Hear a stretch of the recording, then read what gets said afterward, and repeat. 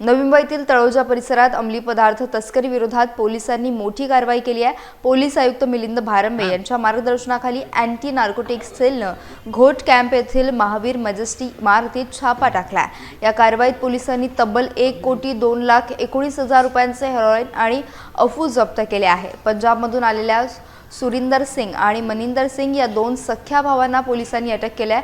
वरिष्ठ पोलीस निरीक्षक संदीप निगडे यांच्या नेतृत्वाखालील पथकाने ही धाडसी कारवाई केली। आरोपींकडून 118 ग्रॅम हेरोईन आणि 143 ग्रॅम अफू हस्तगत करण्यात आले असून आंतरराष्ट्रीय बाजारपेठेत त्या मालाची किंमत मोठी आहे। या गुन्ह्यात एका ट्रक चालकाचा देखील समावेश असल्याचा संशय असून पोलीस त्याचा वेगाने शोध घेत आहेत। नवी मुंबई पोलिसांनी ड्रग्ज माफियांविरोधात विशेष मोहीम तीव्र केल्याने तस्करांचे धाबे दणाणले आहेत। सध्या आरोपीविरुद्ध NDPS कायद्याअंतर्गत गुन्हा दाखल करून पुढील तपास सुरू आहे।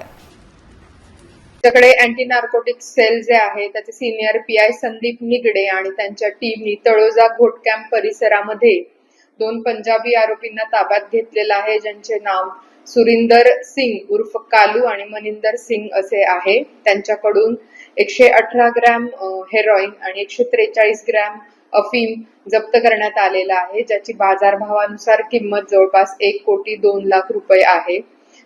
पंजाबमधून हे ड्रग्ज आणून या ठिकाणी विक्री करणार होते।